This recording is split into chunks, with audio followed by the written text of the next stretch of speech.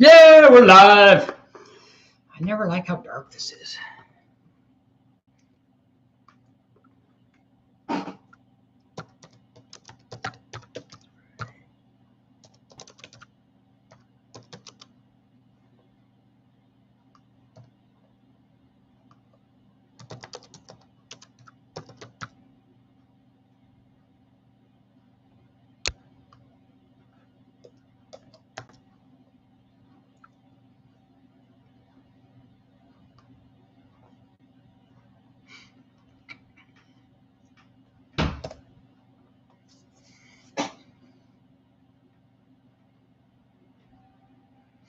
Got no boost.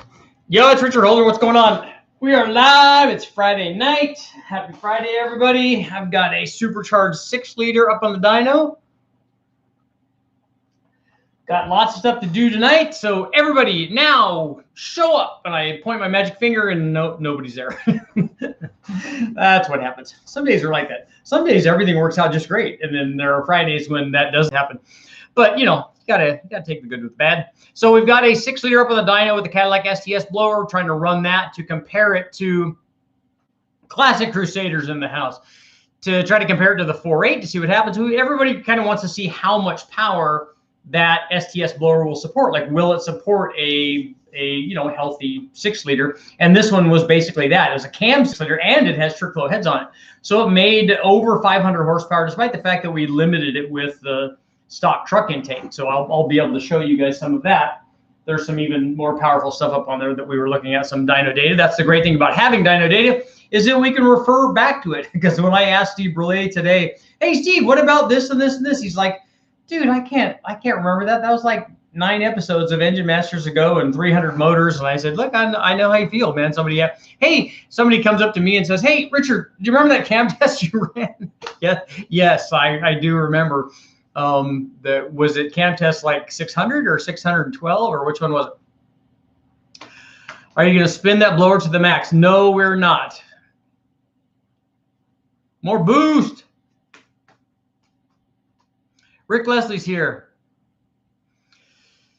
And we'll go over this later today, or later tonight. Today, you know, it's every day runs into the next one. We're getting ready for the weekend. I'm going to be working on finishing up Finnegan's deal. We're going to run that. He's got a 6.2 crate motor that we're doing a twin turbo deal on, so we'll be able to run that. That will be very cool. And it also has one of the sandwiched intercoolers that will be in between the lid of the high ram and the high ram, which I've never tested before. So that would be kind of interesting. I'll try to get some charge temperature data from that to see what we're doing. You know, we're not going to run a ton of boost on it because I think it only needs to make about, I don't know, 900 or something like that. So that's not going to take a lot of boost, but it'll be interesting to see how cool that gets, you know, running that kind of boost and that kind of flow level. So, but we got to configure up a turbo system with stock exhaust manifolds, and it's got to fit in the boat and everything. So that will be kind of interesting. Also, I wanted to let you guys know, and since you guys are the first ones here, you guys will officially have first dibs. I now have realized that I have a problem, and it's hoarding motors. So I need to get rid of some of my motors so I can make room for, for more motors, because you know how we do it. I have the Cadillac showed up today. A Honda was supposed to show up today. I have 2 LS motors here. I have the Slant 6 here. I'm working on Finnegan's motor. I've got the Pontiac is here.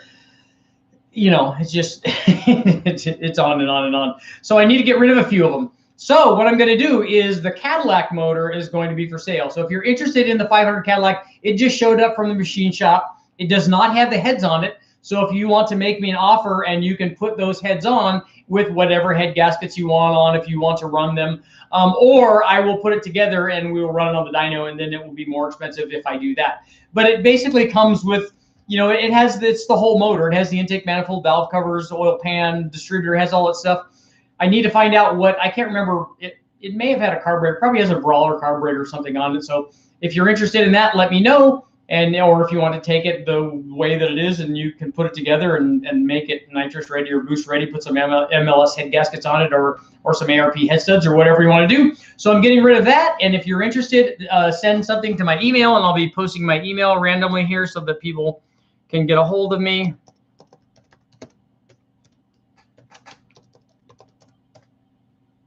Gilby16@AOL.com. So if you guys are interested in that, let me know.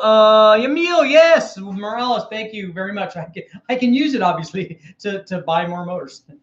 Oh, and I forgot, I also have the 3800 V6 here, and I have the Atlas motor is in the back of my truck, just riding around with me, just cruising around, being cool. It's like, hey, I'm free. I'm not in the wrecking yard anymore. This is awesome.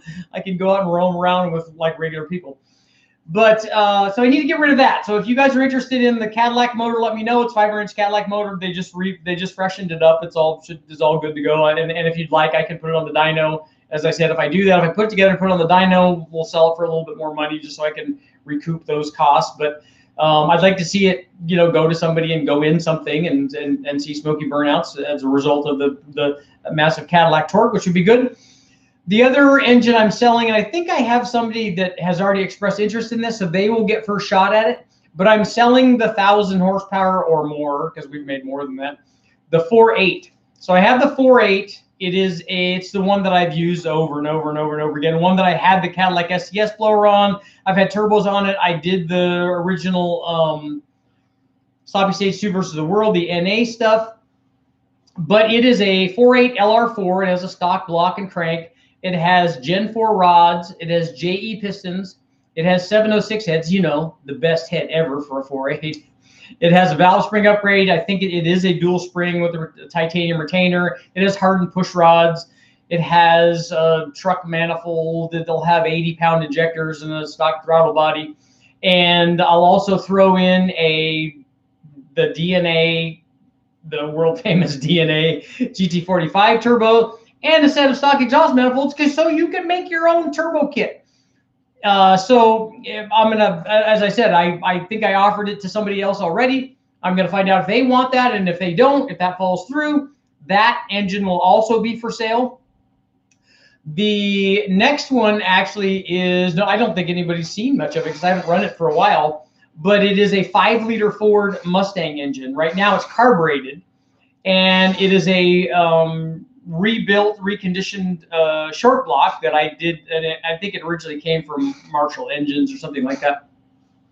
But we did a bunch of stories with it. Right now it has a set of blueprint aluminum heads on it. I've run a bunch of stories, with that motor.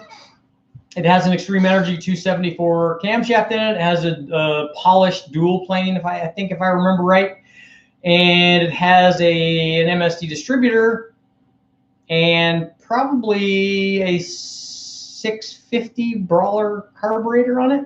So if you want a carbureted 302, and I think that it was I need to look up the data, but I think that it was somewhere in the high 300 horsepower range, getting close to 400 with run on the dyno in that configuration. So it did well, and it's exactly what you would expect of a dual plane carbureted 302 with an Extreme Energy cam and decent heads and stuff on it. It also has roller rockers and fancy valve covers and stuff. So, and it has it also has a front cover. It's a 50-ounce motor, 50-ounce balance. There's no flywheel on it. We run one when we're running it on the dyno, but it does have a damper on it. It has a Fox chassis, oil pan, and pump and pickup and stuff on it. So, it's a good little nearly 400 horsepower small block 302, an aluminum headed one. So if you're interested in that and you want to upgrade your Mustang or other equally fast Ford, we've run nitrous on it and stuff, and it's a good little motor for testing and stuff. And it would be good to see it again, have it out running around to do that. The last motor I'm going to sell is actually the one that's on the dyno. That is the Big Bang 6-liter, the very famous Big Bang 6-liter. It will not be sold in its Big Bang configuration. So listen very carefully. It will be the stock bottom end, which is easy, obviously, to reproduce with ring gap. But this one's been dyno tested and it's famous. It has the oil pan on it with the fittings in it for some sort of turbos that we'd want to run on it. We run the stuff from CX Racing.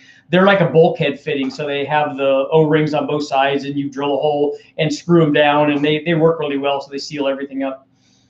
It has some kind of camshaft in it. I have a variety of different cams that I could put in it, but it'll have something that makes, I think the motor makes about 550 horsepower NA. So it's a good start toward making anything that you want under boost. It has ARP CA625 head studs on it. So it has the serious like diesel style head studs on it. It has MLS gaskets. I don't remember. I think that they're Fel-Pro. They're either Fel-Pro or the LS9 head gaskets. It does not have the TrickFlow 225 heads on it. It has a set of TEA ported 317 heads. So some CNC ported 317 heads. And then we can talk about what kind of intake that you would want. I have a couple of different ones that I have available that I could put on there.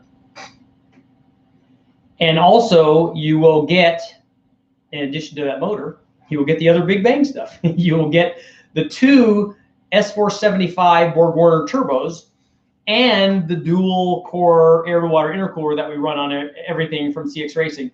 I won't give you all of the tubing because the way that we run it on the dyno is irrelevant. And you'll get the exhaust manifolds, the stainless tubular, full race double throwdown, wishbone LA cat, shoe wearing crumb cake. You'll get the exhaust manifolds to go along with that, and then you just have to configure where you want your turbos and your intercooler and that sort of stuff. But obviously, we know that that setup is capable of over 1,500 horsepower. In fact, the turbos are capable of supporting closer to 2,000 if you wanted to do something crazy like that. I wouldn't recommend that on a stock bottom end motor, but you could try that. Or you could put something together that's more serious, or run it at a reasonable power level. Heck, you could even run one of those turbos, and it would be a lot of fun on that 6-liter. So all of those are going to be for sale. And let me know if you guys are interested in it. I put my email address. If you guys, I have to get those away, and so I can make room for more to come in, and so I have room in my storage to put them all together. And it's just a fitment thing, and I need to get through stuff and process the ones that I'm doing, and then so I can get new ones and have new projects. So that's why we're doing that. So let me know what you guys think. We'll take a walk in the dyno cells. Matter of fact, we can do that right now.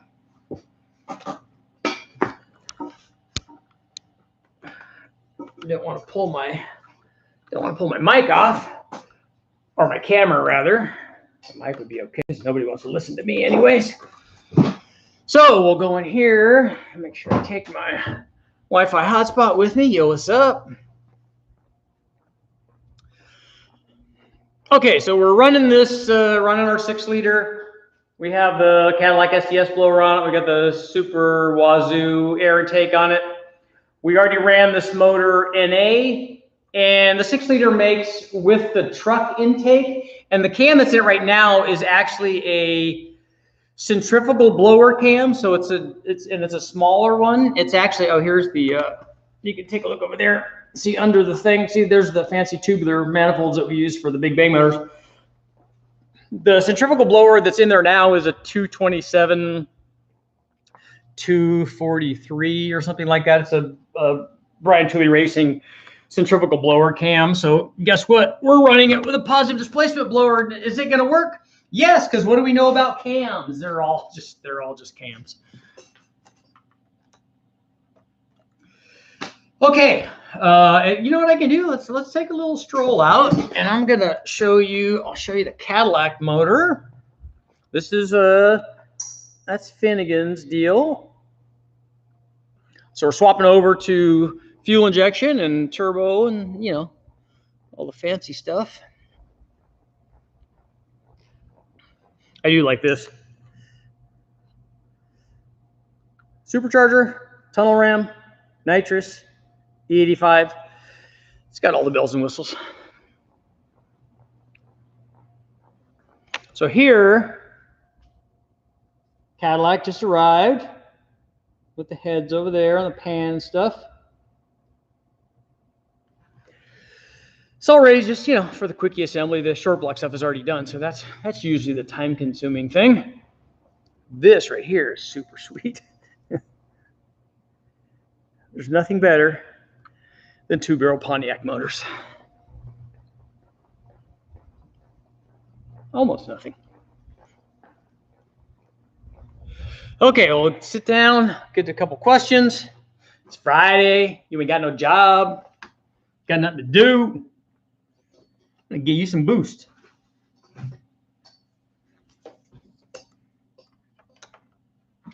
Not that I need to plug my computer in. I have a new battery because that's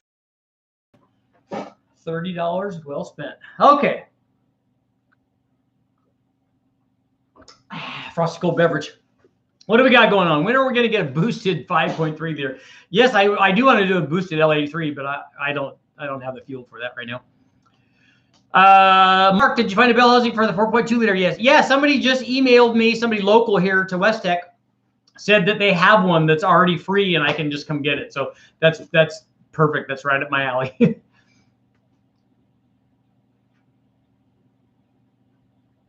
Will you ever start doing LTs? What kind? Like a new LT, like the L83 LT base motor that we already have videos up on? So the answer would be yes.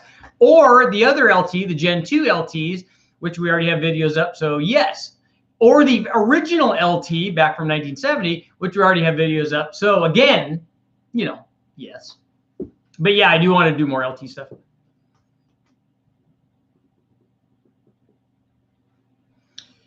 Richard says, I have a Lanati cam I purchased but never installed. Wanted to see what kind of power it would make. Well, tell you what, why don't you throw the specs out here and everybody here can guess at how much power it makes, because that's why we're here, to basically just make up information.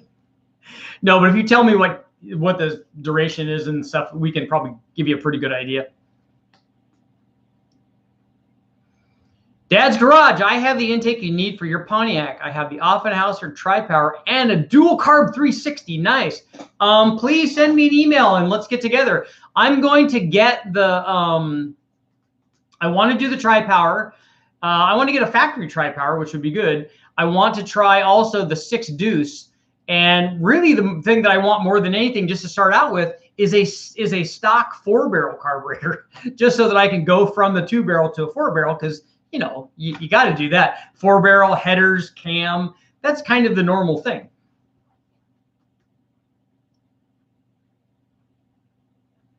The Ozman, yeah, see? All the bells and whistles. Not some of them, not one of them, all of them.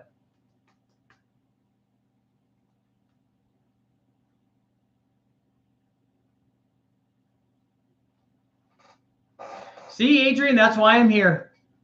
Just for quotables. Joe Jackson, do you and Brule own West Tech? That's a double no. That's no to both of those, actually. Sources for a decent price on Cadillac blowers. If you could build a time machine and go back in that time machine to before I did the first video, then you could find lots of them. It's much harder to do now. They're more expensive. Overbuilt. So you overbuilt. You'll emailed me about the Cadillac motor. Nice. I like it. The CarTech, explain the fuel you need. I don't need fuel. I have fuel. What I need are the things that deliver the fuel. We need bigger injectors. We need a bigger pump.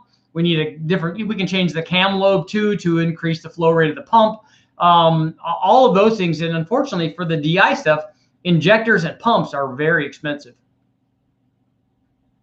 How about a VK56? Yes, I do like those.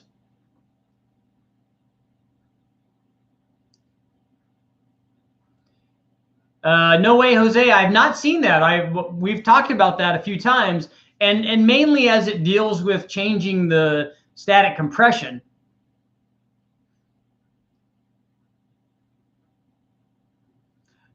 John, you would be the guy that I would come ask that question of. I don't think I ever measured that directly to find out if there was a change in push rod length on an LS7 lifter. Honestly, I don't remember ever putting LS7 lifters in anything. When we put these things together, obviously they come with lifters from the wrecking yard, And if I have replaced them, a lot of times we just use stuff that Felpro or Federal Mogul had sent us. So they send us a case of lifters, and so we put those in. And I don't even know who made them for them. They may be a Johnson or something. I'm not sure. Richard, what are your thoughts on a 6-liter with a 228 cam? That should work good if it's a street car. That's like the Sloppy Stage 2 is a 228, 230, so that's pretty common. Steve Morris does good stuff. He knows how to build engines. The Oz man, what are you doing? That's big money. A refund for your battery. Look at that. See, I just got a new battery. That was free. But now, since I'm a YouTuber, I have to go and do a video and say nice things about the Ozman, which we would say anyway. Oh, stay hydrated. Stay thirsty, my friends. Yeah. William, you have to take Peabody and Sherman with you, though, to get in the Wayback Machine to officially do it. But honestly, I don't know where. You have to just do a search on eBay to see who's selling them. Because I don't, the blower that I have came with the adapters and stuff from the guys that make the adapters. They didn't corner the market on blowers or anything. I think they just had a couple of them.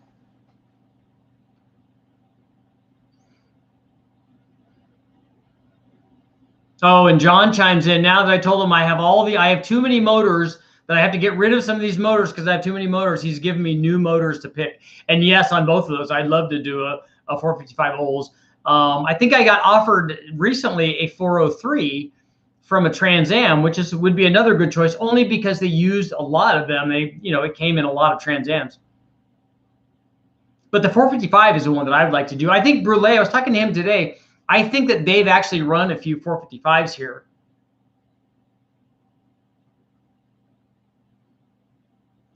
James, a 351 Cleveland would be a good step up from a 462 valve. ICT Billet makes adapters for the LS7 intake. That's good.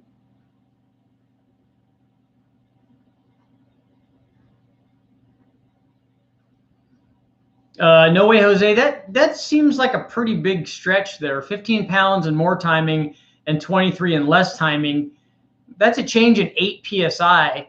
And, if you have any kind, I don't know what the motor that he started out with was, but, if you start out with a 450 horsepower motor, you're going to make around 30 horsepower per pound of boost. So that's a lot. No, that's not right. 15. Yeah, that's right. 30 horsepower per pound of boost. So that's as long as you have enough timing in it. So I don't know how little timing he ran on the test. It'd be interesting to see. I like watching that stuff.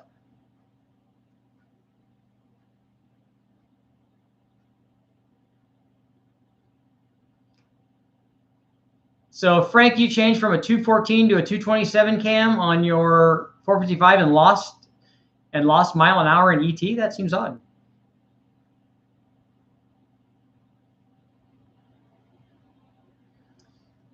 500 Caddy and a Hummer H2. See, that's perfect for a 500-inch Cadillac. That's a big, heavy vehicle, and it needs to have lots of torque, so it's awesome. Dad's Garage here. I'm going to put down the email right now.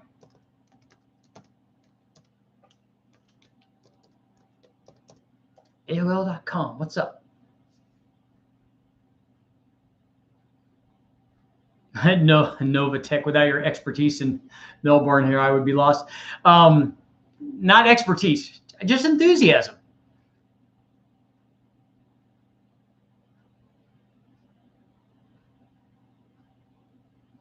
A 1980 3.8 carbureted turbo 6. So is that a Buick then?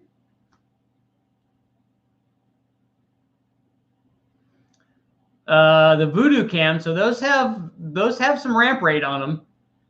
251, 263, 114, 651 lift. But that's a lot of duration, even though it has a 651 lift. We've run into issues with some of the Voodoo stuff having, you have to have a lot of spring rate with them. But 650 is a lot of lift, but not with 251 degrees of duration, though. That should actually be okay. But we don't normally, if that's an LS cam, we don't normally run that kind of lift unless it's an LS7, unless we're doing a 1.8 rocker on it.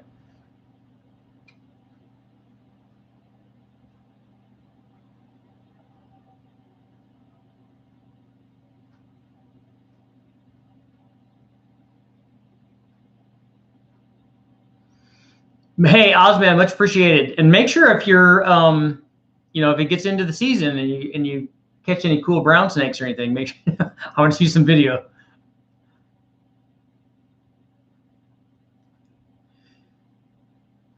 Old Cronies Garage, hello there, welcome. Just a Mopar guy and a Chevy guy channel. Actually, if you go search through this channel, you'll realize I'm not a Chevy guy. Today we're testing Chevys, and I have a Chevy in the back of my truck, but I also have a Cadillac, and I also have a 57 Pontiac, and a B-Series Honda that was supposed to be here, and a Slant 6. So I'm just a motor guy. Twin turbo GT45s on a 6-liter, is it possible to tow with the setup? Yeah, it is, although 2 GT45s would be kind of laggy for what you're trying to do.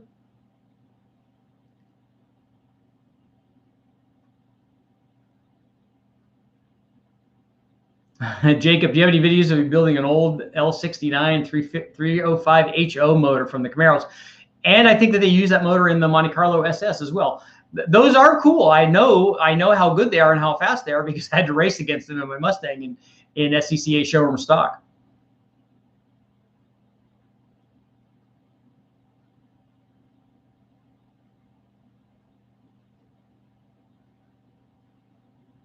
Yeah, Jose, I'll have to check that out.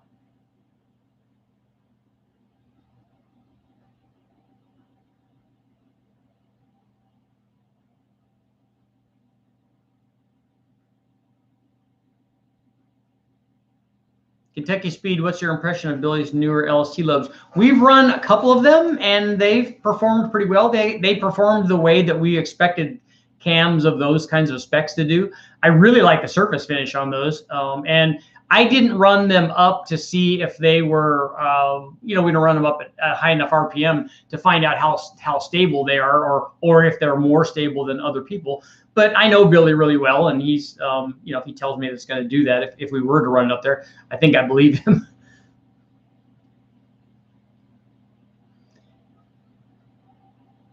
Chris wants to know how Timmy's curves change from 799 to 706 heads.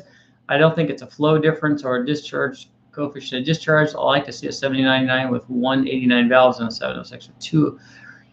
Yeah, that would be an interesting comparison. The 2-inch valve, in my opinion, is going to hurt the 706 head. We know because when we unshroud the chamber, even with a stock valve in a 706 head, it picks up a lot of flow. So putting a 2-inch valve is going in the wrong direction.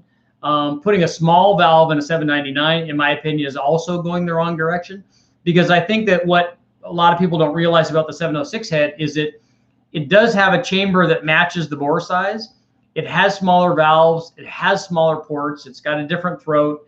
So it has a lot of things that are combined together to make it work pretty well. It's never, you know, just like in life, it's never just one thing. Brandon, I have a 6-liter and I'm going with the M122 supercharger. Like, is it like the one that we have here? And I'm looking for 700 horsepower. There's any camshaft will get you there, because you're a 6.0 with a camshaft like we have. This one made 530, I think, NA. So you're well, the blower doesn't have to do too much there, as long as it will support that. I still don't know that yet. Will you add boost to a Neon? No, but I did. There was a guy that came in that had a turbo Neon, and he did something really cool. This was way back in the day. What he did was actually to retard the timing, he had something that activated the knock sensor, because on that Neon application, it retarded it by like 4 or 6 degrees or something. So it was enough that it took the right amount of timing out.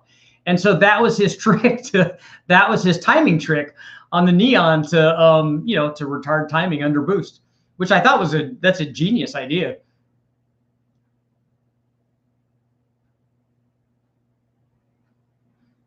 Thanks, Brandon. Thanks for watching. Old Crony's Garage. I don't do diesels. I don't run diesels here on the engine dyno. I've done stuff on the chassis dyno, and I had a Dodge Cummins, an 08, I think it was, and we did some stuff to that, but I don't do a lot of diesel stuff.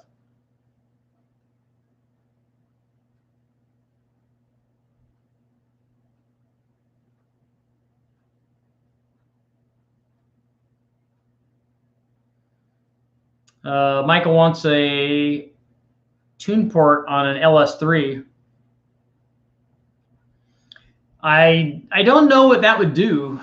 I mean, obviously we have to fit it on there. It would have to be a custom one that we'd have to make. I'm trying to think of, we did run a cross ram. I ran a cross ram from the guys at Speedmaster. It was the IR deal, and it went across like this. And it picked up quite a bit of power down low because it had longer runners. But it did the same thing the tune ports normally do, is it sacrificed power out at the top. So I'm sure that would work. It's just that we couldn't adapt a factory TPI to it.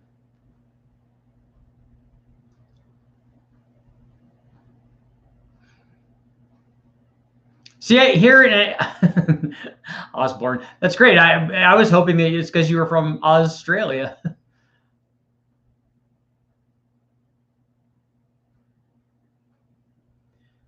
A Super Duty build. What is the? I like any good engine. Want a 534 Ford Super Duty engine from an old big block. I'm not even familiar with that. What motor is that? What is it based off of? I mean, I know almost all of the Fords. Maybe I don't know all of the big truck ones. John, what's up? Let's see. How much boost do you think I could run through my 6.0 on pump gas? Can't get E85. John, are you in Sacramento?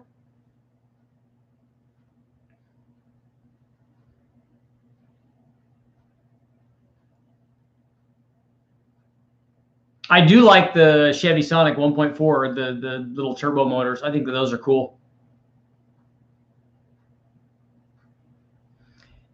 Jacob, there's lots of cams for that thing. It's a carbureted small block, so the sky is the limit. It just depends on what RPM you want to run. Look at something that's like from comp. There's others obviously available, but a good street one is like a 264 grind, or a 270 or 274. 276 for a Chevy, maybe. Look at something in that range. You're looking at a 218, 224, or 224, 230. That's kind of the go-to duration range for most street motors, and that's going to be either sub 500 or a little over 500 lift.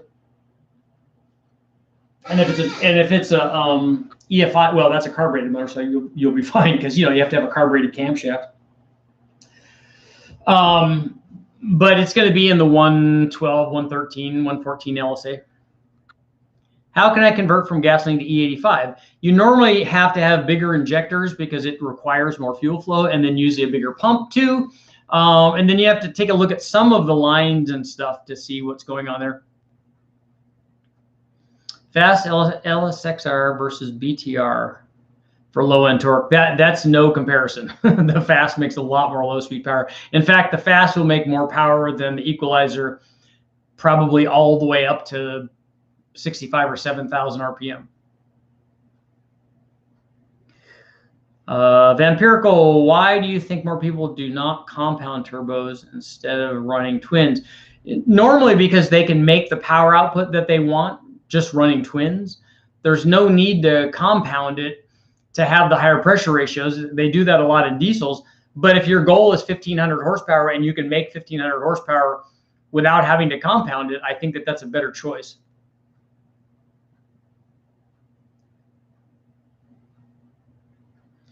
Why does a higher lift cam make more power than what the heads will flow? Goes to 11. So are you talking about like the head stops flowing at 650 lift, and if you run a 700 lift cam, that it actually makes power and works? That's because it spends very little time. And the other thing that happens, if you look at, a lot of guys go by this, and I think it's foolish. They look at the airflow data, and then they choose their cam according to the airflow data, and they go, okay, well, this thing stops flowing at 600 lift, so I only need a 600 lift cam. Except if you put a 650 lift cam in it, it might make more power, because it's only sweeping through there very quickly. So you have to try things like that and find out if it will work. That's not a hard and fast rule. I know a lot of guys go by that, but we've seen lots of applications where the head doesn't flow as well, and you put more lift in it, and it still makes more power.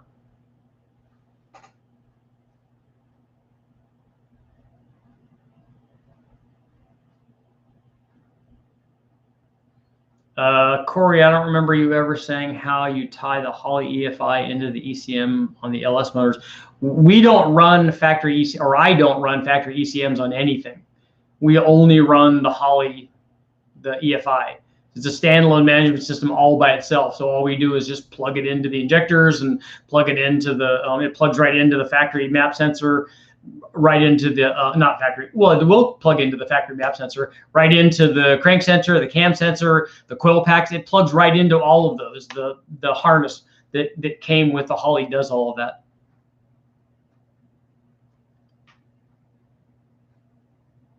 Kevin, I'm not familiar with the TKM lamb cam.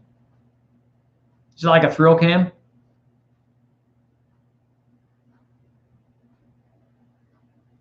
Three motors, thrust bearing problem, 6-liter LS with a glide.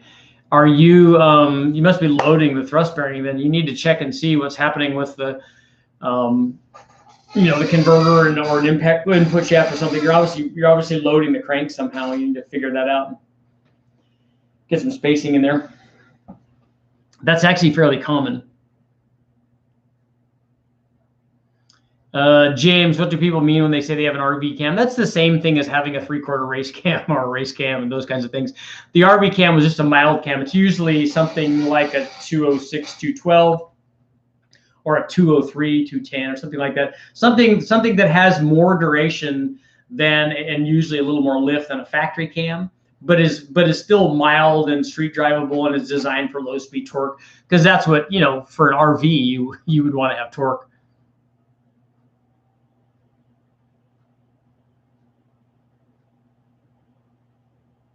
Thumble, yeah, I will talk to the guys at Schneider about that, about reground cams for the 4200.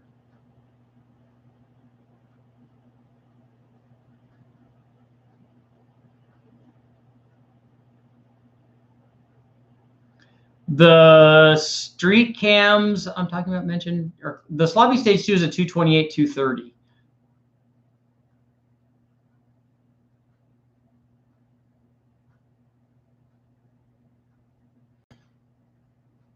Oh, okay, John, you're up in Michigan. Okay, cool. Yeah, let me know if I can help. I'll answer whatever questions I can.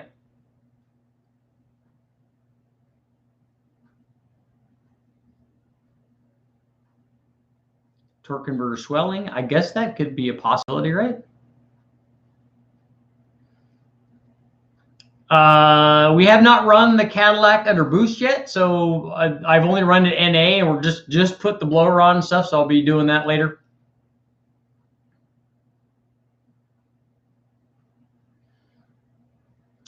Stefan, the most powerful engines that they've run here that I've been there for, Mahovitz has some of his crazy 4.6 twin turbo stuff, that makes 17 or 1800 just on the spring before they start turning things up. And the same thing with Mike Miller. Race Engines brings stuff here that's, it's nuts too. It was in the 17 or 1800 horsepower range at like 12 or 13 pounds because it's a big motor. So those are, and when they turn them up for when they're racing, they're way beyond that.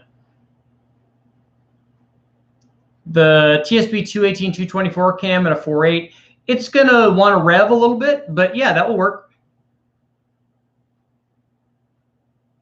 Would you use pop-up pistons? I don't like high dome pistons in an LS motor. I like flat tops.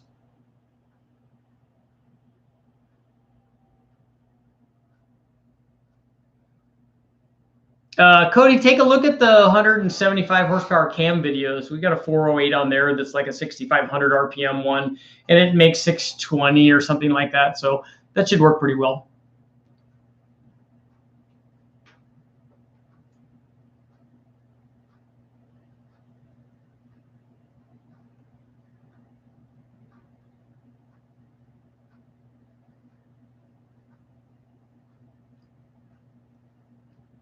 Mario, I don't have numbers yet on the 6.0 with the blower on it.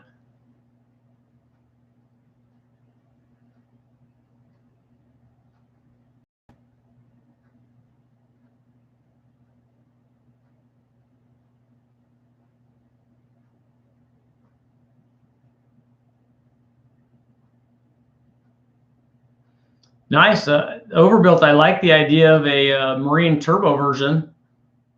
That's super torquey.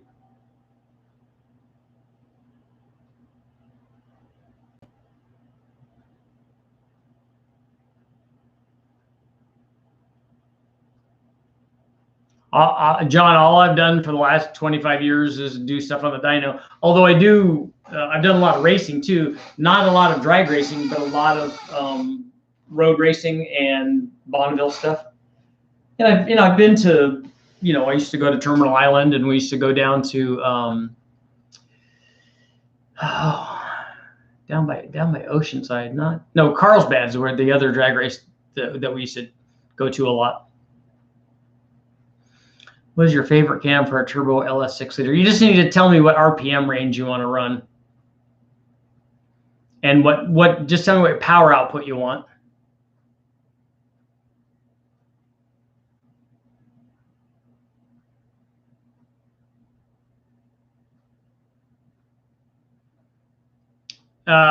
We will probably run when we run the 4200. We'll run a little bit of boost on it. Probably before I take it apart. We'll just run it, what is it they call unopened. And so we can run a little bit of boost on it. But if we're going to turn it up, we'll definitely take it apart and put head gaskets on it, because I probably want to put head studs in it anyway. And I'd also like to try some cams and ported heads and stuff like that. So if we're going to take it apart and do some of that stuff at that time, we'll definitely open it up. The Nova build's coming slow. I'm going to try to bring it down here so that we can get some more stuff done on it.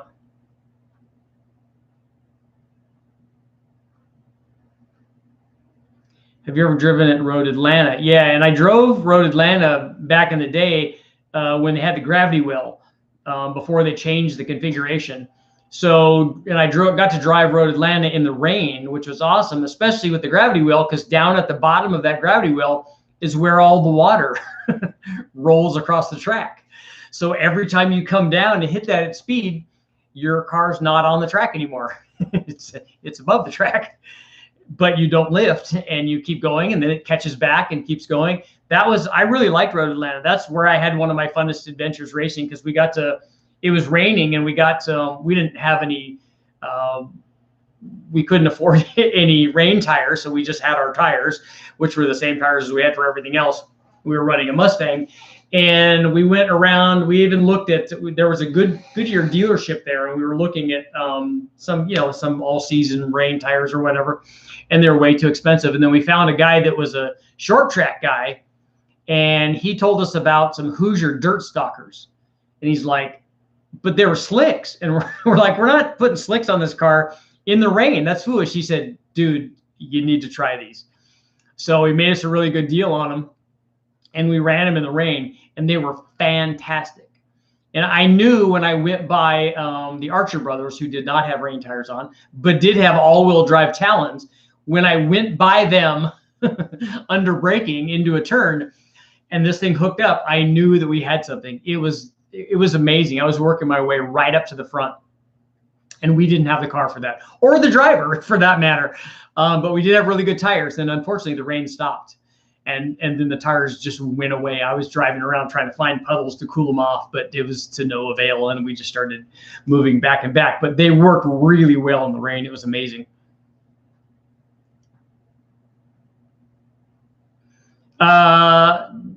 Wizard, I have slept here on the floor, on a cot, in a sleeping bag, all kinds of stuff in the past. I haven't run the enforcer heads yet, the AFR stuff yet. Angel, take a look at the cylinder head test for that. Both of those heads will support a 408.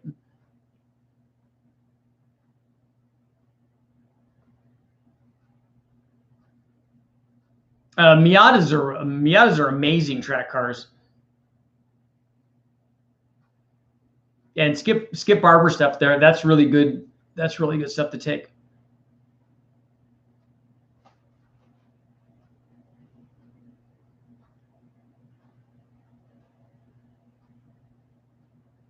Mafia, the nice thing about that is there's lots of good valve springs out there.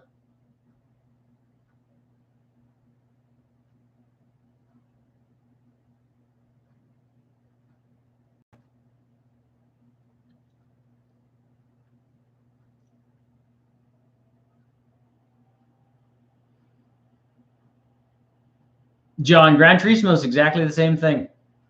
I've run Laguna Seca a lot. That's a really good track. Also, I really like Road America because it's long, and it was the only one when I was running U.S. touring car in my '95 Del Sol. It was the only one we actually got to get into fifth gear in. So I was we were up there on the big end.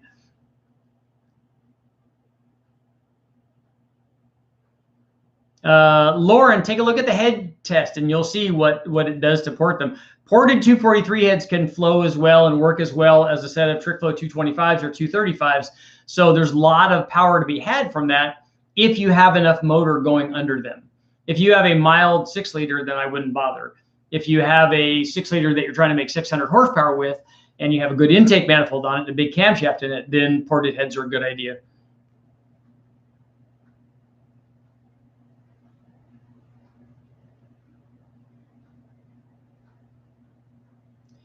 Uh, 6-liter desired output is 700 horsepower. If it's 700 horsepower and it's a turbo 6-liter, you could just close your eyes and pick anything on the shelf that says cam on it and put it in your 6-liter, and it will make that power. You can do that really with almost with a stock cam, but any stage 1 or stage 2 NA or turbo cam will work perfect for that. Goes to 11. How many books have you published? I think it's 10. It might be 11, but I think it's 10.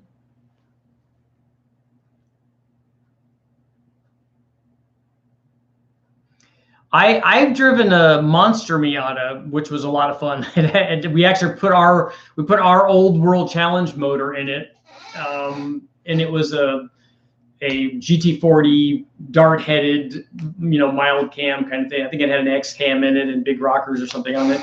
It made about 320 at the tire. But the Monster Miata had a Kenny Bell supercharged motor, and we were going to run it in a Silver State, and it would just, there's no way that we would run it with that blower motor in there. We know that would have just destroyed itself. So we put the NA motor in it, and that car went 167 miles an hour. And it was absolutely diabolical to drive. Every turn I went around, the thing wanted to swap ends. It was not good. I think it was an aerodynamic center of pressure thing, because we come off the ground and the thing just wanted to rotate. And my buddy Bernie was with me. He's looking over at me. He's like, because you can't really talk.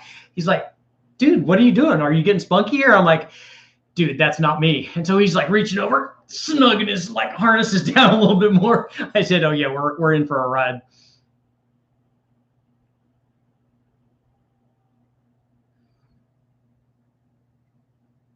John, for under 400 horsepower, you don't need that. Just ported stock ones will work fine.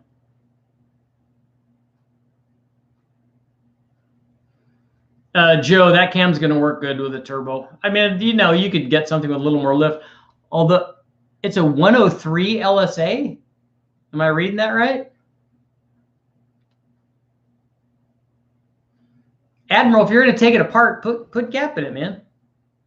Although that's a small bore, so 3.5 times 7. It's not going to need 28. I would like to put the 4200 in the Nova. I think it needs to be there, and so does the 3800. The 4200 needs to be there. The 3800 needs to be there, and the K24 needs to be there.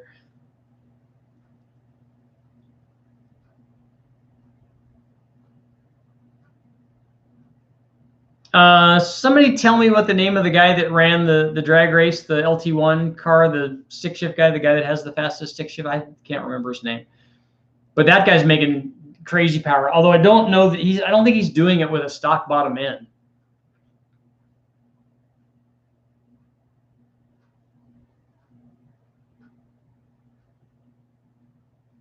Yeah, it was pretty entertaining because he knows that he's a professional crew chief, so he's been to Le Mans and he's been to Daytona and he's done lots and lots of stuff, and he's been with real drivers like with names like Fittipaldi and stuff. So he knows what the deal is.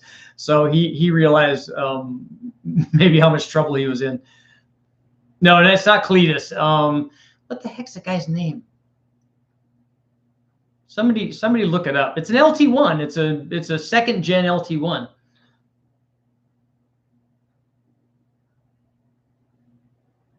Yeah, Grubworm. That's it, Mario. Yeah, that thing makes crazy power.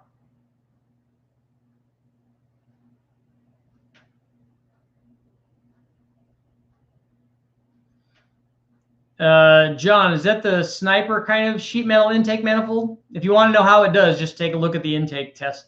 Either the Cathedral one or the LS3 one.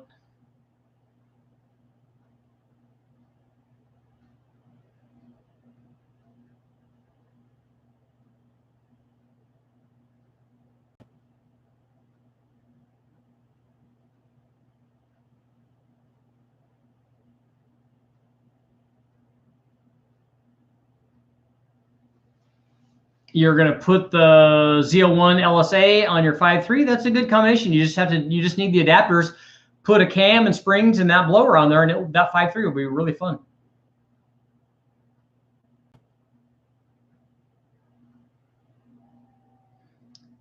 Chris, the TDI, Eric over here at West Tech, the guy that does the tuning, is a real TDI guy. He's had several of them, and he's got a Passat right now, and it's an all-wheel drive TDI, so it's really cool. And he's had others too, and he's done lots of stuff to them. So I've been hanging out over at the chassis dyno when he's doing those, doing turbo upgrades and boost upgrades, and tricking the air temperature sensors and all that stuff that they do.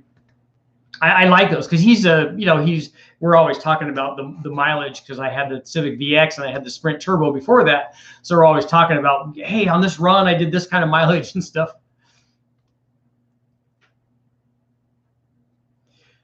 Alan, I've never done anything on the 4-liter.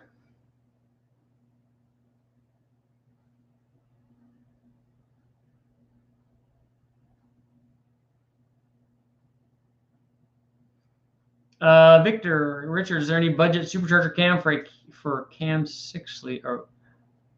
Or is there any budget supercharger build for a cam 6-liter?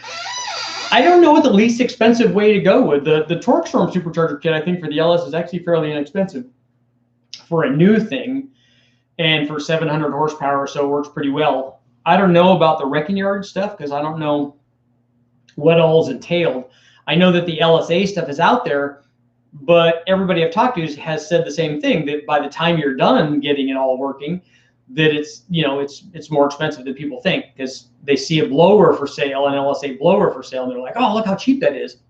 Yeah, but that's like this. The superchargers was fairly expensive, but everything else that you need to make it work is, might not be. The stuff all adds up, and that's really the same way for, people talk about how cheap LS swaps are. Once you get done, it's not as cheap as people talk about. And the same thing with a turbo. I can go buy a $163 DNA turbo, and we did, and it made lots of power. But it only did that after we had to do a lot of things to make that turbo work. We had an intercooler and bigger injectors, and we had a standalone management system, which a lot of people don't have. We had an endless amount of tubing and wastegates, and all kinds of other things. So when you add it all up, it gets fairly expensive.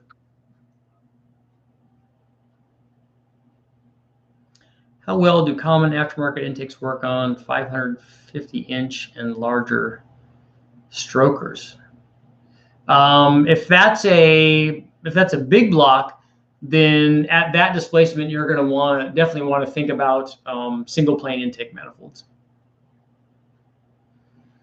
Shad, I don't really know tuners out there.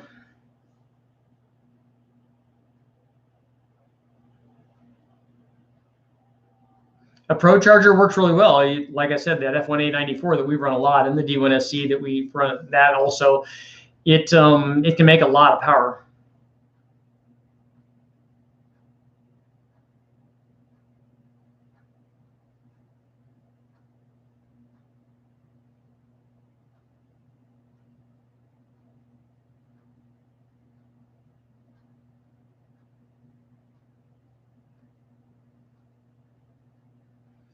Blake, with the factory stuff, if you make a change, like if you were to put cams in it, it's going to need to be tuned. It's not going to self-compensate.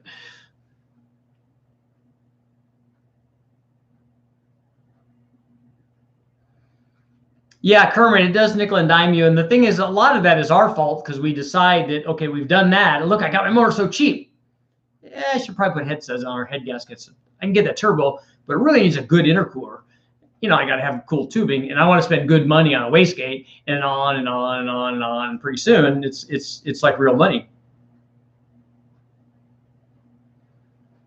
What's the rarest or most expensive part you've tested?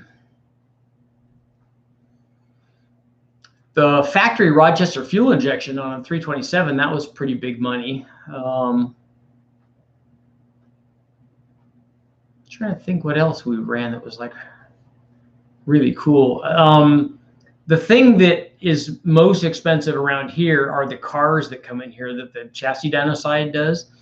Some of them are so much money that I don't even want to walk by them because if I scratched it, I couldn't afford to have the thing painted because they have, you know, they have their cars that guys spent $300,000 or $400,000 on. You know, they're really, really nice, but they're not even cars that I would want to drive around because you'd be too worried that somebody like Richard's going to open their door into it or drop a motor on it.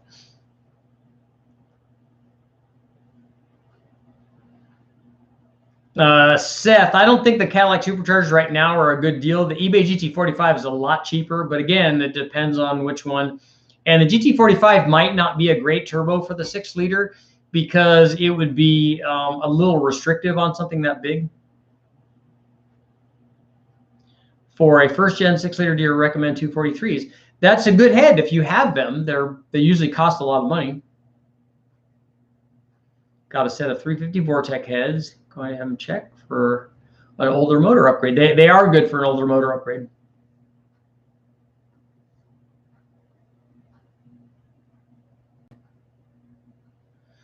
Yeah, I agree. Whatever head you have on there, especially for, you know, our goalpost is always 1,000 horsepower build. So whatever head you have on there, just to use that because you can do that. You don't have to upgrade from a 241 head to a 243 head or a 799 or 317. Or now, if you want to make that change because you're worried about compression and pump gas, and that's a better decision. But you know, we've had lots and lots and lots of guys way back, especially before we did all the testing with the 706 and 799 stuff, is that they would actually get rid of their 706 head and put a 799 or a 243 head on, and then put a camshaft in, and then put a turbo on it. I'm like, you just wasted all of your money because, you know, for 1,000 horsepower thing, anything that you had on there was already going to do that. If you put a stage 1 to whatever camshaft in it and springs on whatever head you had, you were going to get there.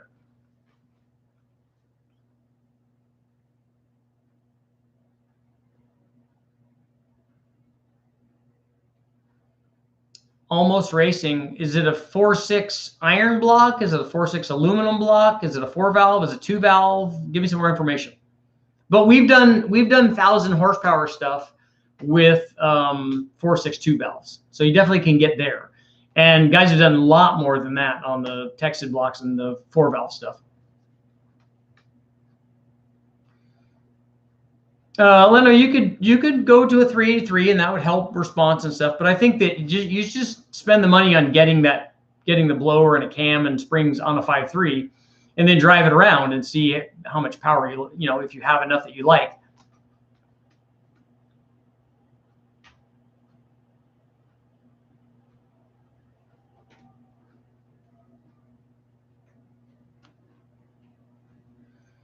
Carl, you need to take a look and see what the chamber size is on the heads that you have now and versus the heads that you're putting on. Because even though the Vortec heads might flow better, you need to check and make sure that you're not changing the compression dramatically to the bad side.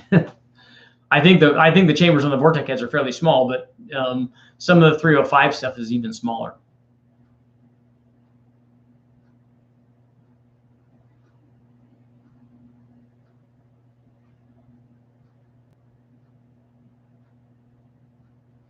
Yeah, Eric, it makes a lot more sense to put cheap parts and spend some money on getting it tuned correctly, because you can definitely ruin it quickly.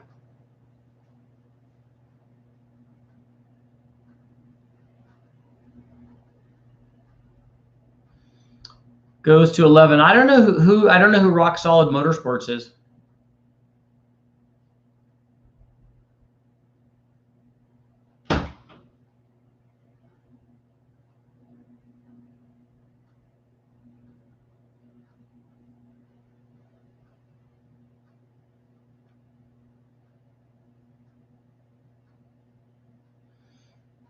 Yeah, I don't think I would run the iron, because the aluminum heads are so cheap to find. I don't think I would run iron LS heads.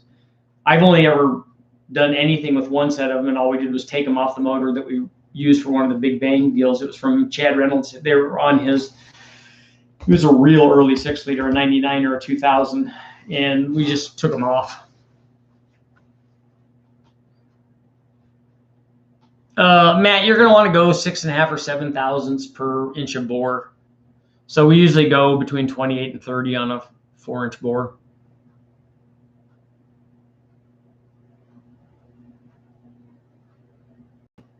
Dennis, the GT45 would work.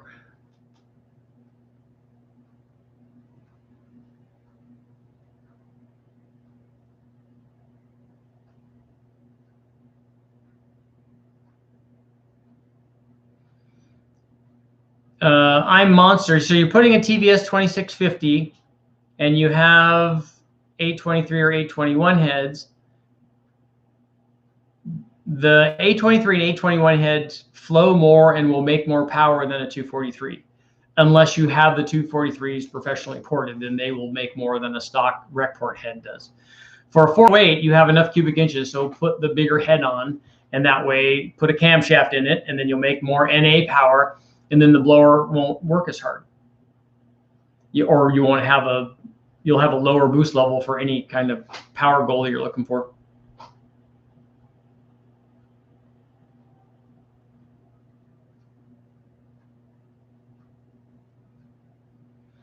I haven't done an 89 or an 87 Grand National motor to see how much power it takes, but Duttweiler did, and Kenny Bell did, and lots of those guys did back in the day. They ran insane power levels on them.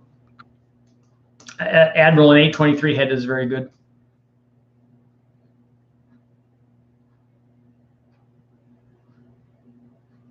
The Slayer 93. Take a look at the video that's up called, what was the name of Thor's hammer? Stormbreaker.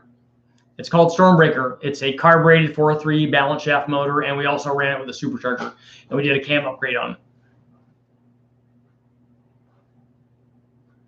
I've heard a lot about 6.2 Cadillac heads. What did you think about them on a 99 6-liter?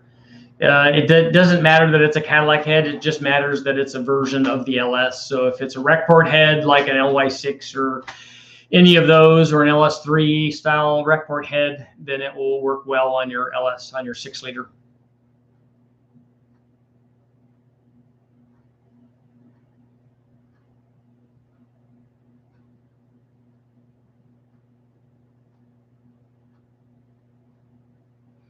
Trevor, we open the first and second rings, the top and the second ring, not the oil ring.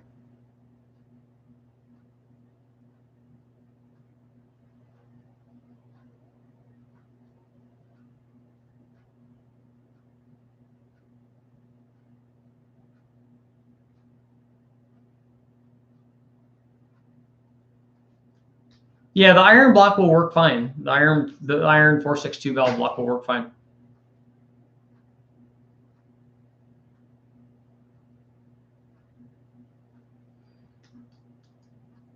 I think that the iron LS heads are like an iron version of the 317. Have you ever dynoed a 2002 LS6? Yeah, they've dynoed those here.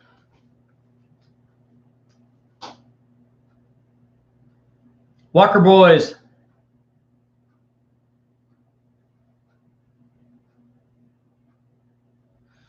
Yeah, some, and we get conflicting results from different, or information from the different ring manufacturers. Some of them want more gap in the top ring because there's more heat there. Some of them want more gap in the second ring. For my stuff, we just put gap in both of them, and I wasn't really particular about what I did. The parts should be in the video that we ran on the 4.3, all the important ones that we used.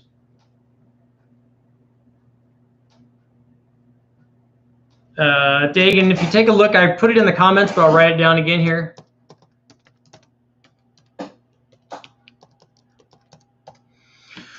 So if you guys are just joining, I have a couple of motors I'm going to be getting rid of. I have a 500-inch CADILLAC that I'm selling, and I have the 4.8 Forge LS 1,000 horsepower, Wazoo turbo motor, and a 5-liter Ford, an aluminum-headed 5-liter Ford, good, like right under 400 horsepower, dual plane, carbureted, aluminum-headed 5-liter Ford, and possibly the 6-liter, the Big Bang motor. So if you're interested in any of those, excuse me, let me know.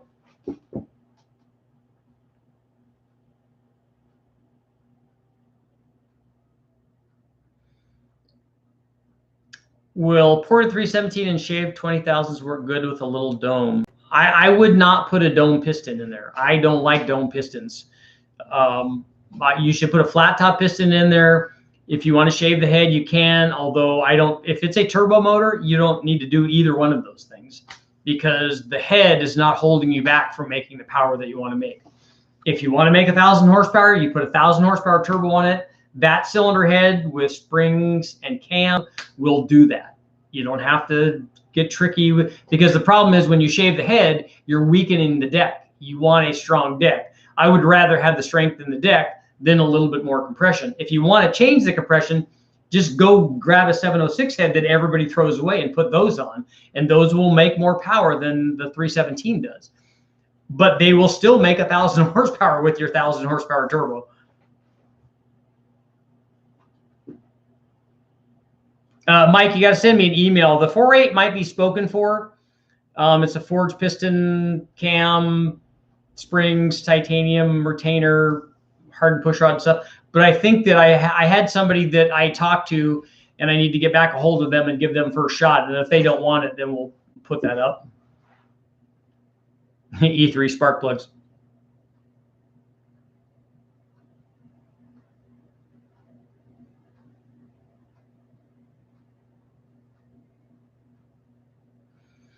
I'm not installing a Big Bang motor in anything.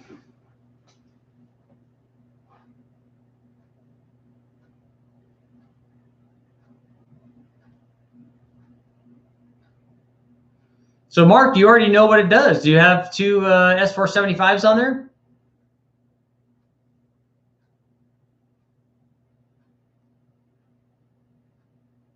Mahovitz probably has a lot of records. His little 4.6 really makes some steam.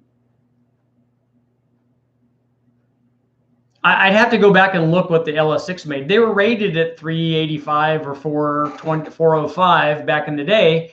And I think a stock one, the way that we run it, probably made basically what an LS2 makes, which is somewhere near 465 stock. The way that we run it with long tube headers and no accessories, and it's cold and optimized tune and all that. James, send me an email. I put my email down. We can talk about the 5-liter.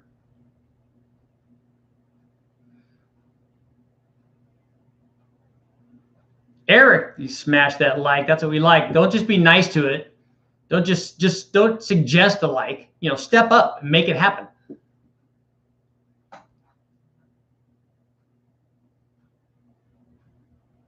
$1990 carbureted Type 6 out of my Monty. Primitive, but ahead of its time.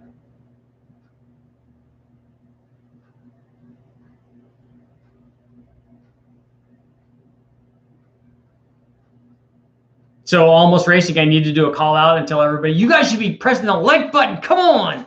It's Friday night. I'm spending time with you guys. Would I get no likes? What's up with that? I will do donuts and ice cream on a Turbo 4.8. Nice. James, the email address, we'll put it down again.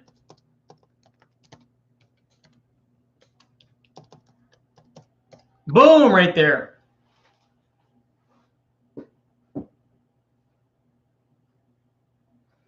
Andy, the slant 6 is going good. The head's done. I was supposed to be delivered today so that I could put it on. They delivered the Cadillac, and then the head was supposed to come with it, and a Honda B Series was supposed to come with it. But alas, that did not happen.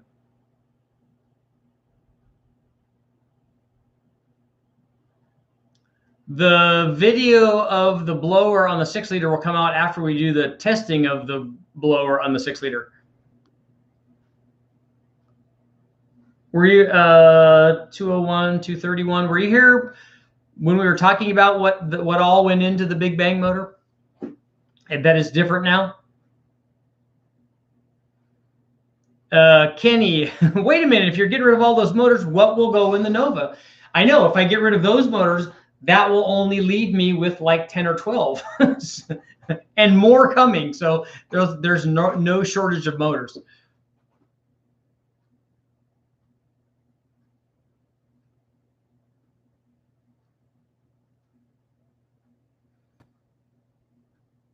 So Mark, did you let me know? Oh, no turbo this is okay. I was gonna say, did you let me know that you had twin S475s on there and we're turning it up to pass like Richie's sissy boost of 29 pounds?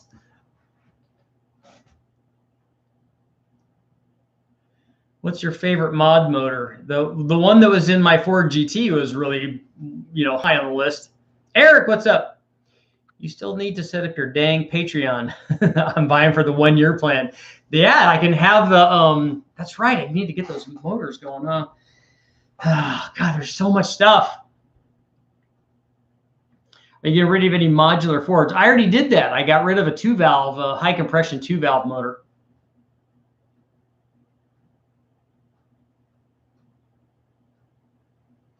Check out RSM. Are those the guys that did Grubworm?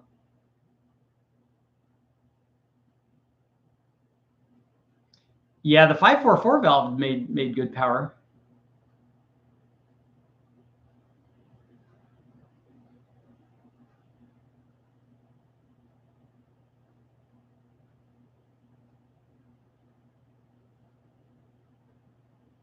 Hi, I thought you asked me what a stock one makes.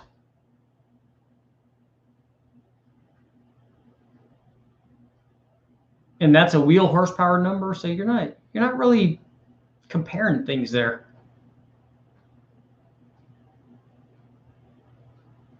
Okay, Dagan, I'll check all of that stuff after I get off.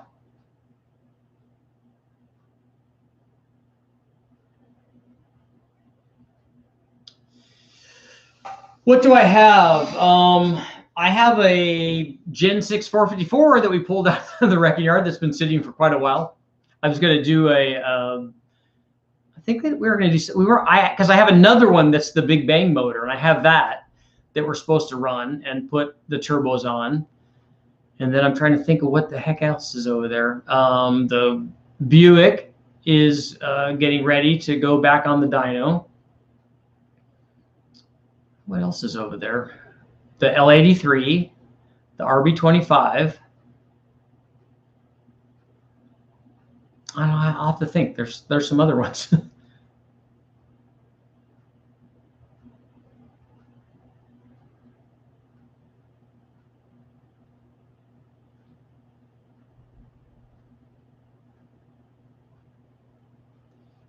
Tim, I'm gonna have to draw a diagram on that and see what's going on. You're internally wastegating it?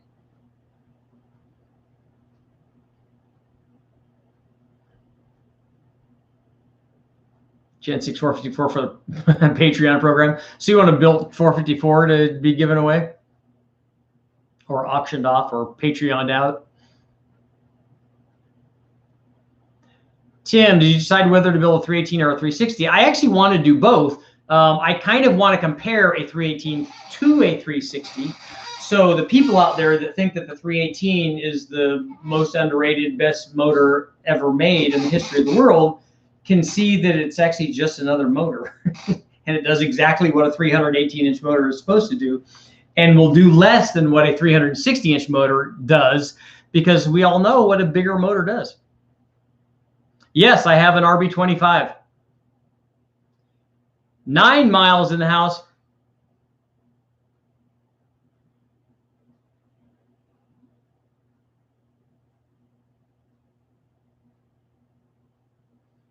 Kyle, the LS content is good, but that's why I do the other guys' stuff and everything else, because I like everything.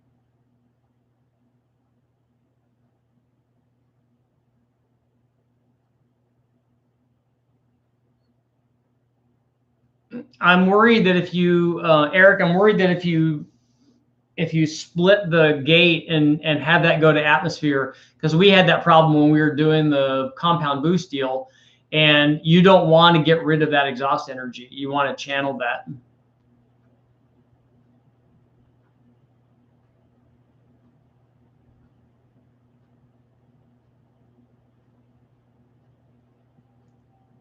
A 74, 75 precision. I think we did 12 or 1300 with a 76, 75. So somewhere less than that. It's a good trans for a 500. You're gonna have a 4L80E to if you've got a turbo 5.3.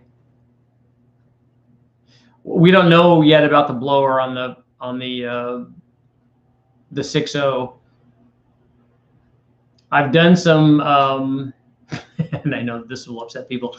I've done some preliminary pulls on it at lower RPMs, and it does make a lot of torque. It's up like at 640 or 650 foot-pounds.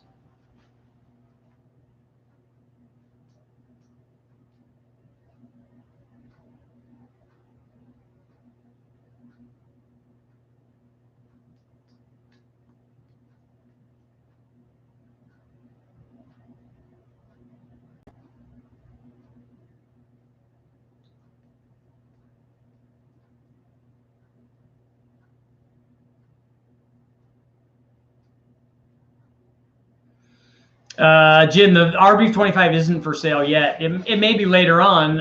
Actually, I have a 71 240Z that I would really like to put that in, but I have a bunch of testing planned for the RB25. We just got the trigger wheel for it, so we're going to run a bunch of intake stuff and a bunch of turbo stuff, exhaust.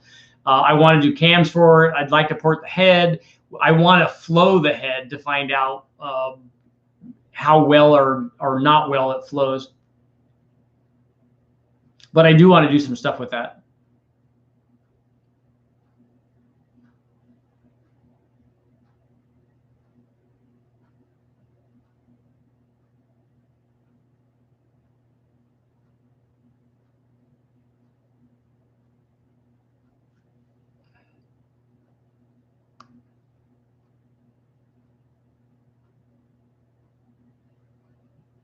Mine was stock, fast intake headers, rockers, EWP.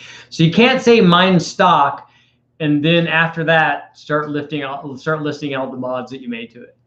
So you have to say mine was not stock. The word you're looking for is modified, and then now here are the modifications that we made to it. Because the fast intake is not stock, headers are not stock, EWP, rockers, yada yada yada yada.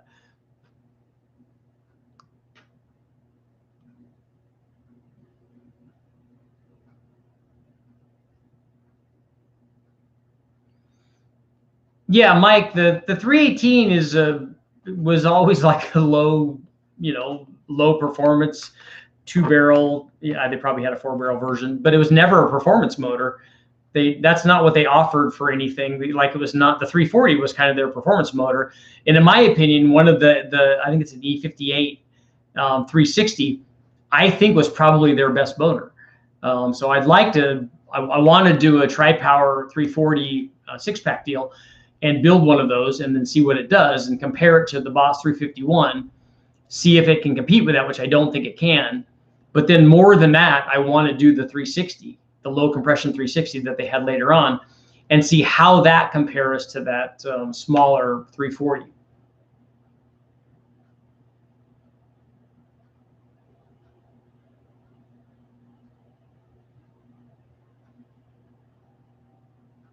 How far from Washington State are you? I'm in California. And right now I'm in Southern California.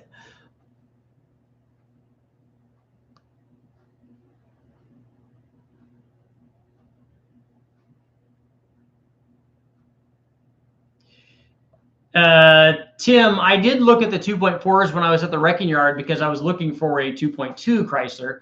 the OG one, and there are lots of those 2.4s there, PT Cruisers. If that's the one that you're talking about, PT Cruisers and those turbo versions, there was a whole bunch of those. I don't know much about those. I went down the rabbit hole on the 2.2 and the 2.5, and then the turbo 1, 2, 3, 4, yada yada. But I haven't looked at the other ones. I was looking at people doing the SRT swaps into the early Omnis and stuff, which I think is kind of cool, because I think that later motor is certainly better. But I haven't, found out how much power they make and that kind of stuff.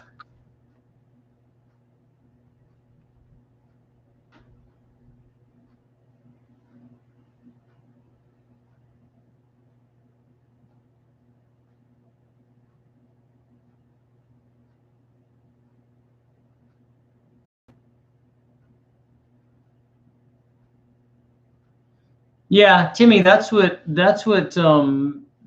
Uncle Tony kind of said the same thing, that he thought that the 318 makes as much power as the 360.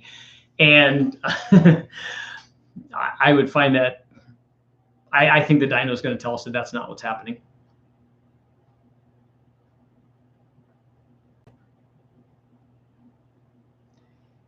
Shad Johnson, I see you use a turbo and a pro charger to make 700 horsepower. What's your preference, turbo or pro charger? They do different things. They have different boost curves. They would accelerate differently on the same motor. They both can make a horsepower number, but that's not what you're trying to do. We can build an NA motor that makes 700 horsepower too. It's going to do it differently than either one of those. The pro charger has a rising boost curve. The turbo is going to come up and then have more average boost and a more average power production than the pro charger. It also doesn't have parasitic loss associated with driving it like the pro charger does. It has pumping losses, I guess you could say, for the exhaust, but those are really minor compared to the losses associated with driving a supercharger. But both of them will do what you want them to do. We've made 1,200 horsepower with like an F1A94. So if those are your needs, but take a look at the power curve. We ran the pro charger to I thought it was like 1,000 horsepower or something on the 5.3, but it's way out at the top of the RPM range and stuff. So take a look at those and just see what kind of power curve you want.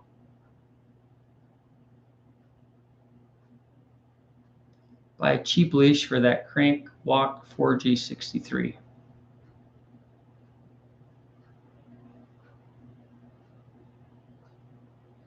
Had a 1989 Dodge Daytona CS turbo 2.5. Yeah, those were good in '89. They started offering the 2.5 as the turbo 1. And then you could get the 4-valve, the Lotus 4-valve version, and then the Maserati one, and the turbo 3 stuff, and all kinds of crazy things. Okay, we got 7 minutes. I'm going to go an hour and a half, and then we're all done.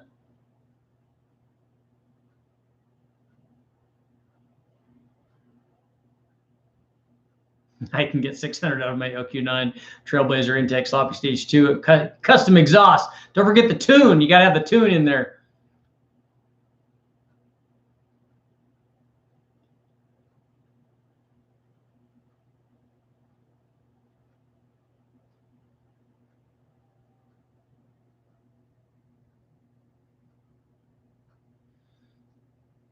The CA434, the 06 is still in the back of my truck, but I'm unloading it tonight so I can put it on a stand. Poncho, you need to send me an email.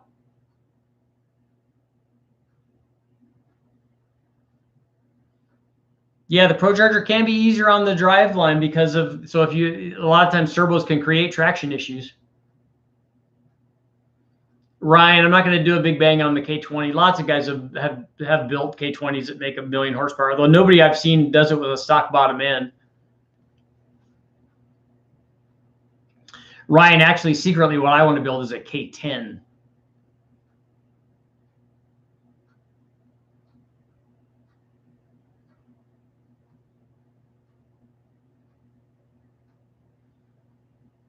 GTR, we use stock oil pans when we run the big bang stuff. I wouldn't go do that probably road racing, but for the stationary dyno, it's really easy.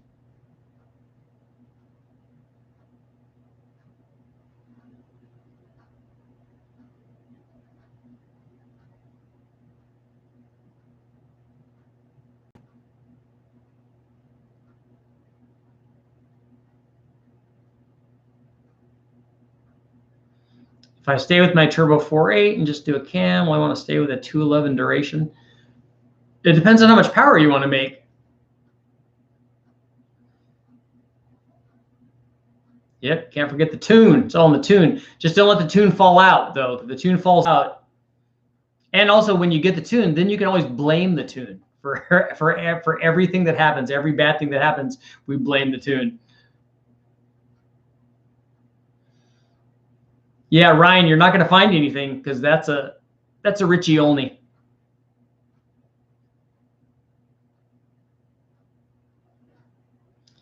I don't know if the Bugatti engine will fit in the Viper. I really like the Vipers. I like the Viper GTSs.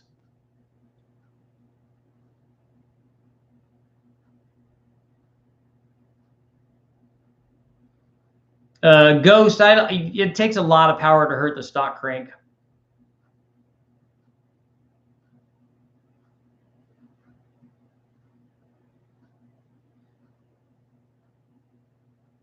Yeah, Crash Bandit, I can show you what the timing curve looks like when we do the RB.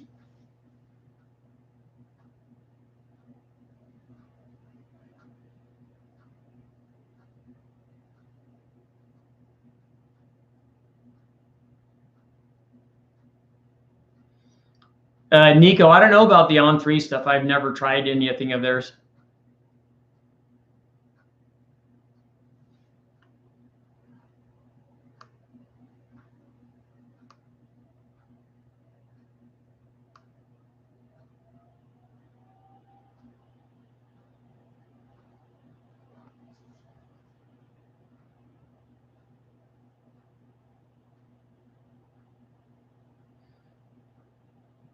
I don't know about mounts for your Conquest.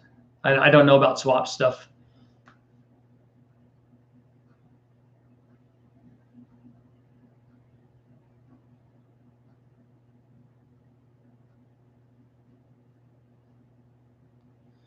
Yeah, Chris, we've got a mechanical throttle body on ours.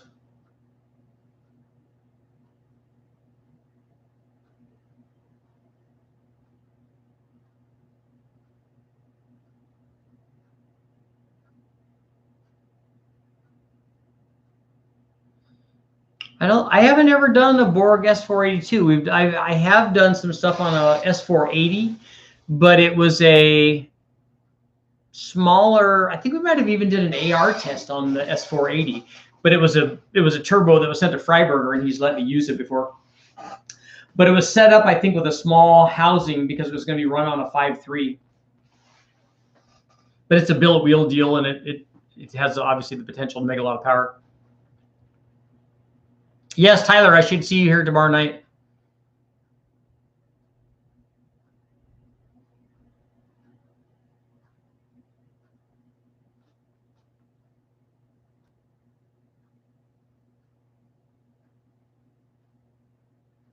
You can get power with both of those on a turbo 6-liter. It can be EFI or carb. That's usually a choice of what kind of intake you want to run. Lots of blow through carbureted stuff out there with single planes with big boost, making lots of power. Lots of blow through stuff with long runner intakes, making lots of power, or short runner intakes. It just depends on what you want to do. I haven't run an S366, and I probably should because that's a pretty popular turbo. I just don't have one.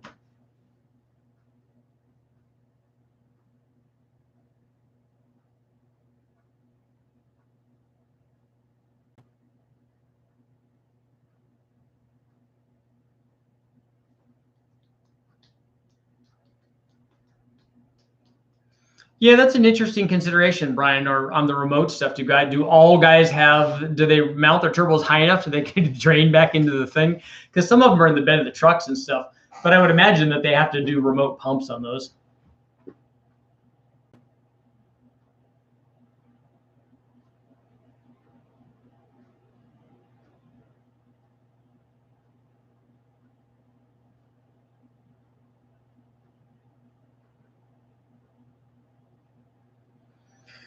A fast will always make a lot more power than an LS6. We've run those tests from, I don't know, first one was 10 or 12 years ago, probably. Every time we run a fast, it makes more power than an LS6, than an LS2, than a Trailblazer SS. It makes more power than any of the factory manifolds. I haven't tested any of the modded ones, though. I'd like to try the LS3 stuff and see if the ported ones do better than, because the fast LS3 is not much or any better than a factory LS3, but the ported ones are supposed to be better, so I'd like to see that.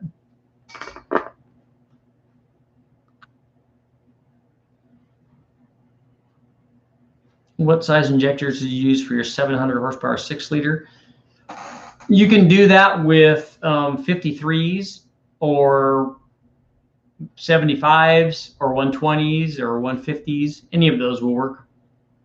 53s will be a little on the marginal side, but NA, it's easy. If it's boosted, then it's going to be harder, so you have to have something bigger than that. 75s would work, or 80s. The 80s are really common.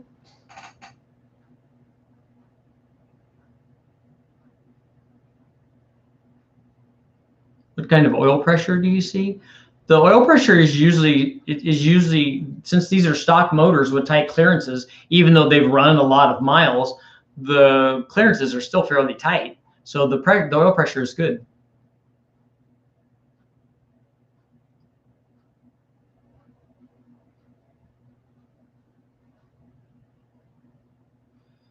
Yeah, Chris, decapping them, if only it were that easy.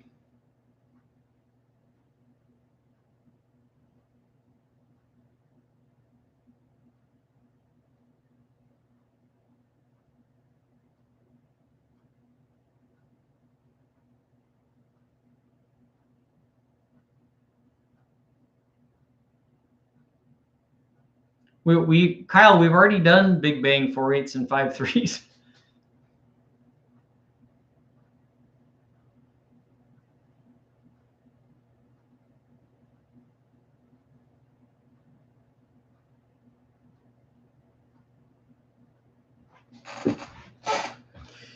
And yeah, well, we talked earlier about all of the engines.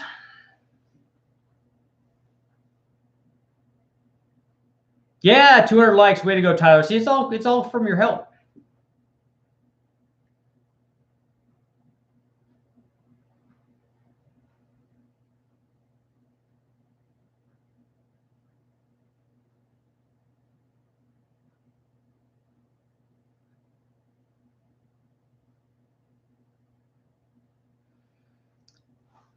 Dan, we've done some testing on port matching, and I've yet to see something significant come out of it. I want it to work, and it should, but I just haven't seen it. We've done tests of ported fast intake manifolds that guys have done, and I don't know if there's power there, we'll see it on the dyno. We can measure it, but we just don't see it. And I'm not saying that it can't be done or that it's not there. I'm just saying that when we've tested it, it hasn't been there yet.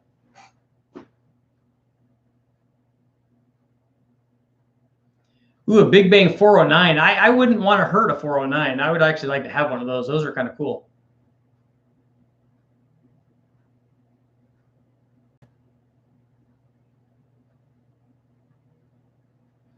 Yeah, Chris, if you're talking about this motor with the STS blower on it, I did a 90-degree bend. It's a 3.5-inch tubing going up to a 4-inch, and then I have a plate that I mounted a 102 millimeter throttle body on, and then the throttle body is remote mounted.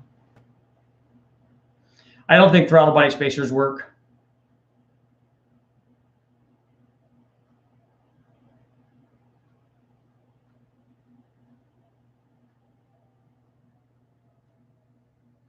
We've tried indexing plugs on 2 occasions. One was when we had to index them because they had to miss the dome, but that was out of necessity. The other one, we tried rotating them so that they were in the position of toward the flame travel, and we didn't see anything. So I'm not saying that it doesn't work.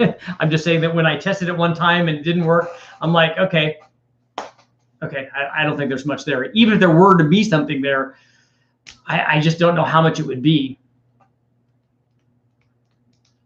Shad, we use the stock throttle body. You can use the stock throttle body for boost. On the big bang stuff, we just use the bigger throttle body on the fast manifold because the opening in the fast manifold is bigger. So it didn't make any sense to try to put a smaller throttle body on that. We just put one that was sized for the opening in the throttle in the manifold, which we always do, and then we just blow into that. But you don't necessarily need something that big for just because it's a 6-liter. Google, we probably would use a Mega Squirt.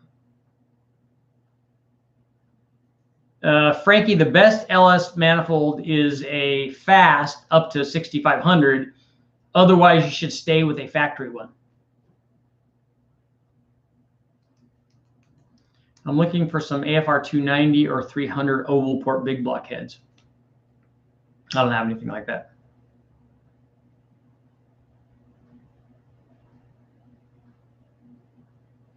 Do you know what the stock stall speed on a 1984 Camaro Z28 is? I'm thinking it's going to be 1,800 or so.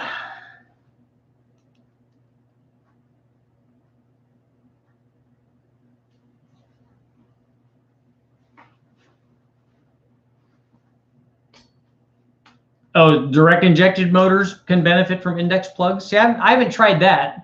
Back when people were indexing plugs, it was on old school stuff. But Chris, I don't use HP tuners. I only use HP, Holly HP, and then I tune on that.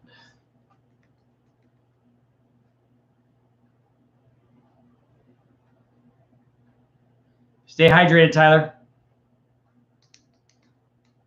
The Trailblazer SS is still the best OE cathedral port intake.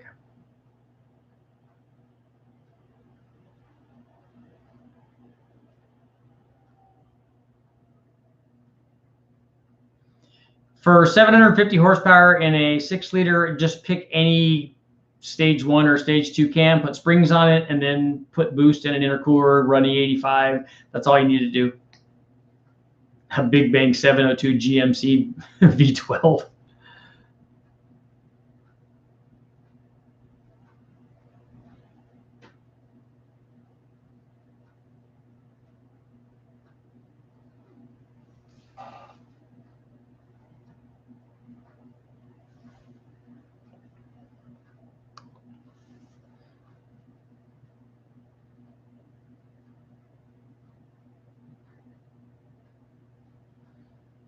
Do you think running a dark crank and intake with an extremely high compression ratio on 85 would get good power from a Vortec 8.1?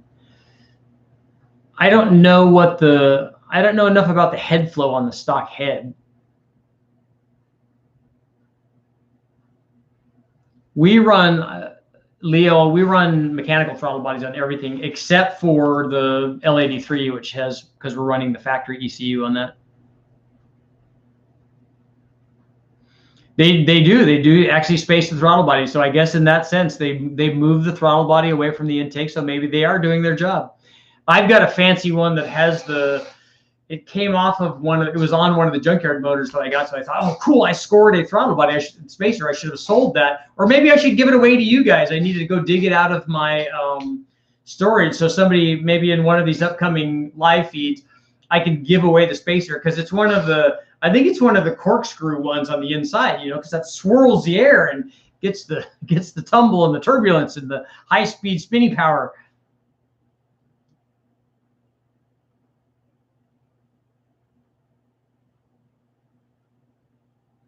I've not run a Texas Speed turbo cam. I've run a couple of their cams back in the day on NA stuff, and they work good.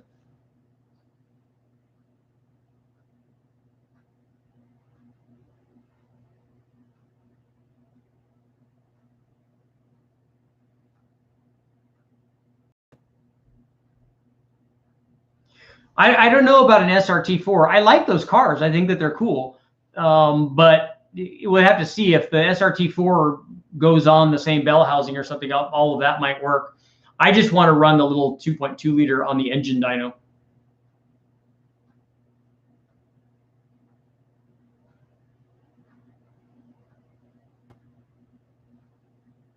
Throttle body spacers are good for paperweight.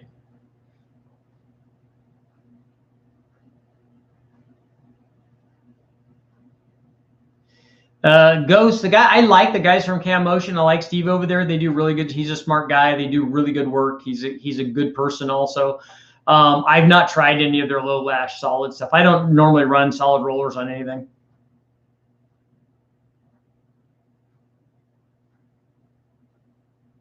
Yeah, see, Andy, that's more my kind of stuff.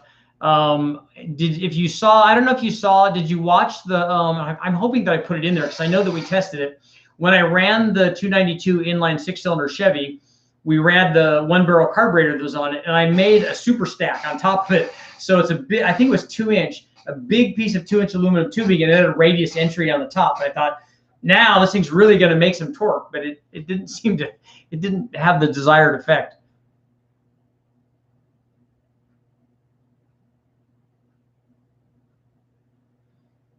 Maurice wants to see max NA power on an LQ4.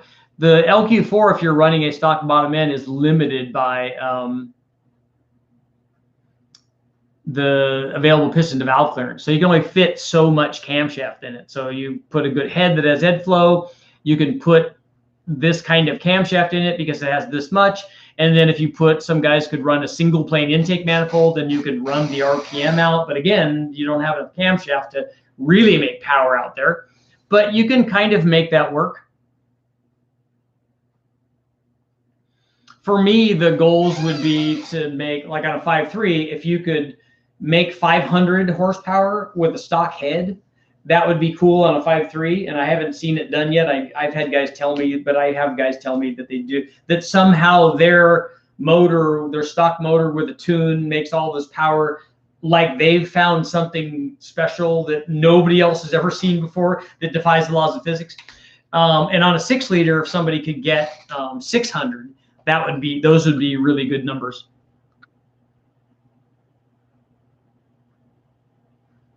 Yeah, Eric, that's what's happening is you are extending the plenum volume a little bit. Although the reason that you don't see big power is because the Helmholtz resonance also takes into account the air intake.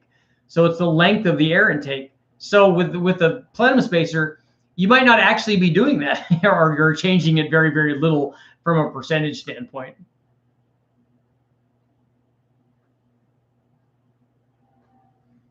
Philip, I do have some, not Audi 1.8T, but Volkswagen 1.8T. So it's the same motor in a Golf back in the day. We did some programmers on it and exhaust and maybe a turbo upgrade. I think he might have done an intercooler too. I know I need to get back to work. I'm hanging out with all the boys, you know. Hector, just step up with a question, man. You don't have to say I have a question. Just have the question.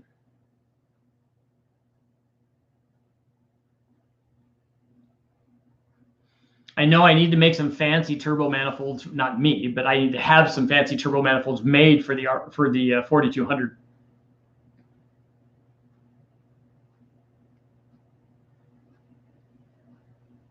Hector, you got to give me more information than that. What year is your Toyota pickup? What are you doing with it? What do you need? A Toyota pickup should have a Toyota motor in it, or any other cool thing that you like.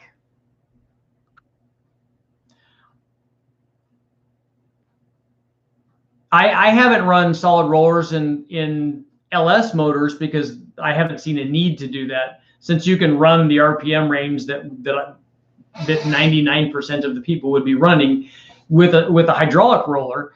And I don't go build motors for like Sam or those other guys that are building dedicated 10,000 RPM drag race motors where you would take advantage of a solid roller. That's not what I've been doing and what this channel is about. That's why solid rollers we use a lot on big block Chevys and stuff, but just not on the LS applications. I do like me some battle bots.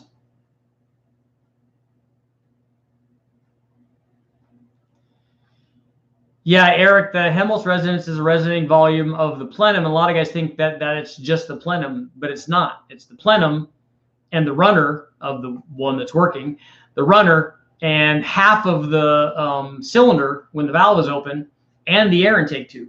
So there's a lot going on there. Oh, so Hector, if you're doing it for drag racing, then put a turbo LS in it.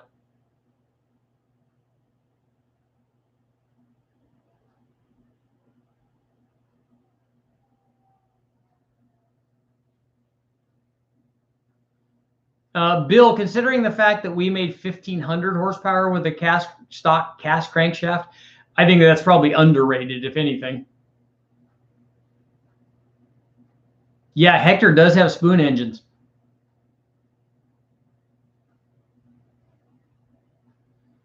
Can you fit a bigger cam and a stock bottom LY6 than an LQ4? I don't think so, because I think the interference for the piston to valve is not going to be where one might, because both of those have dish pistons in them. Although one of them I think has valve reliefs. The LY6 I thought had valve reliefs. I just took this one apart not long ago. But I don't, well, maybe with a stock valve, maybe that would be okay. And the LY6 has a valve relief because it has variable cam. So maybe, I don't know. I actually haven't tried that. See, that's why I'm here, to learn new stuff. That is worth a cook. I think I should have ordered pizza tonight, then we could have pizza.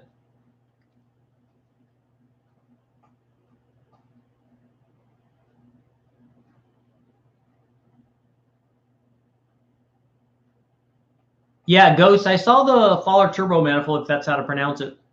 It looks pretty cool.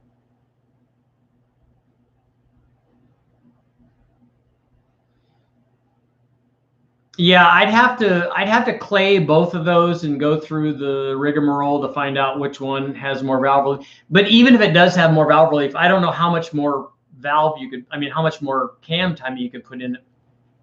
I want to do a mock-up, and I want to cut an engine apart, and so that I can show that in like a real view of what's going on when we change lift and when we change duration.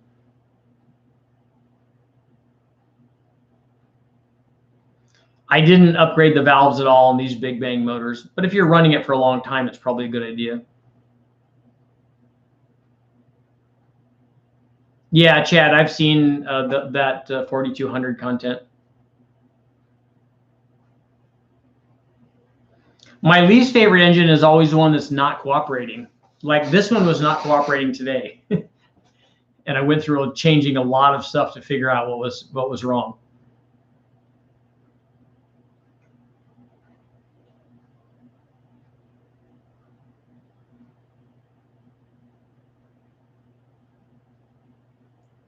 Have you done a stage 1 turbo shootout? I don't know what a stage 1 turbo would be, or an NSR turbo cam shootout. Nope, I haven't done either one of those.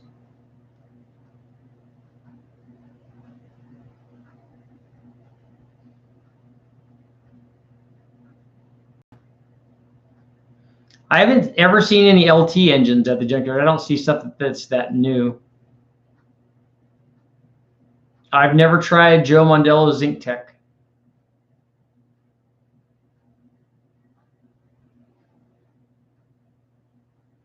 Yeah, Eric, if somebody gives you a hard time because you're asking a question, then that's because they're an idiot, not because you are.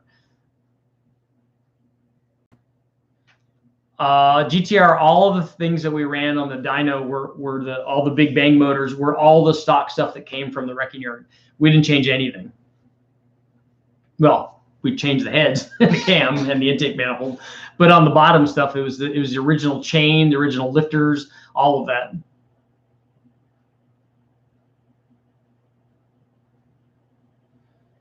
Mario, take a look at the video I have up comparing the L83 to an LM7 and also to an LQ4, and you'll see how nice the variable cam and the high compression and the LT stuff is.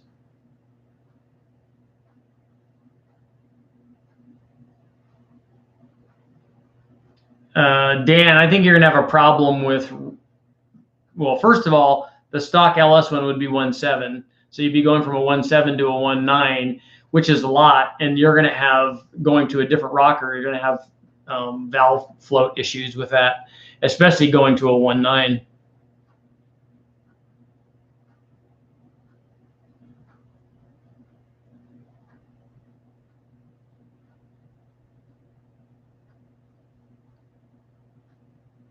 Sean, you picked up 150 horsepower to the tire with a custom intake. So how much did the boost change?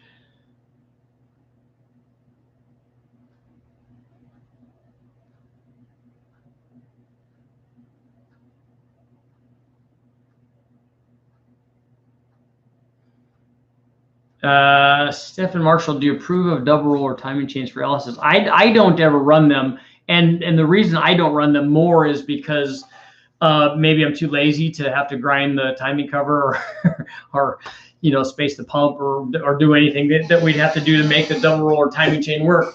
And all of the factory stuff has worked really well for all the things that we've done, or the factory style single roller.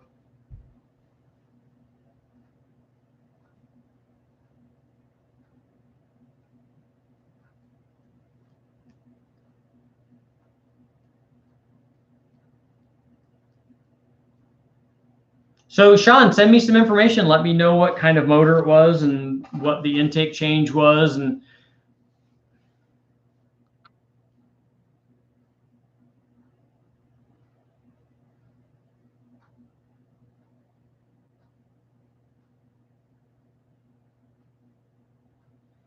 oh, Kyle, cool. See, that's one of the things I wanted to do. I wanted to start out with a stock one, and then we would intercooler it and run E85 and do all of that stuff, and you know, go through all the downpipe and what the intercooler upgrade was and all that stuff.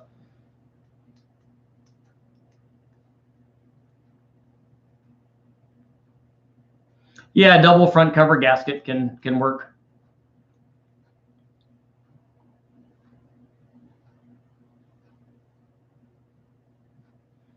Christopher, I ran both the Holly has two versions of that sniper intake, which is the same thing that the Phytech is, I think. The one with the longer runner makes a little bit more torque, but it's not much. Both of those are short runner manifolds, and they need to be longer than that to make more power down low. That's why if you look at the manifold test, that you compare all of the stuff to a fast. It's not in the Cathedral Port LS world. It's hard to beat the fast. Just like if you compare everything in the LS3 world to the factory LS3 intake, it's really hard to beat for 6,500 or so and below.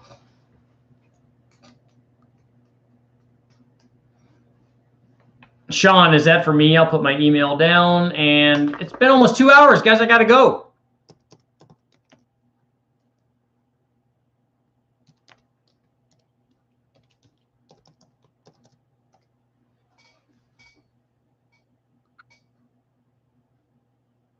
GTR2, GT35s, way too much boost for aluminum. If you're trying to make, those will make 1,000 horsepower.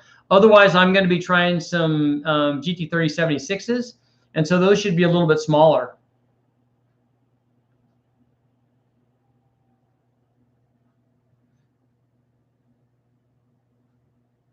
Thanks, guys, for showing up,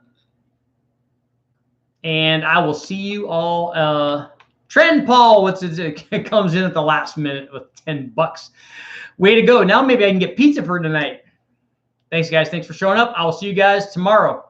Let's make some noise. Oh, and by the way, here's a little insight. We did run a little bit on the 6.0, and it makes lots of torque, but it's struggling at the top, so I'm having trouble with it. So I might have to do a video on all the struggles that I had with it, and hopefully we can figure all that out and, you know, come out as a winner in the end. I will see you guys tomorrow.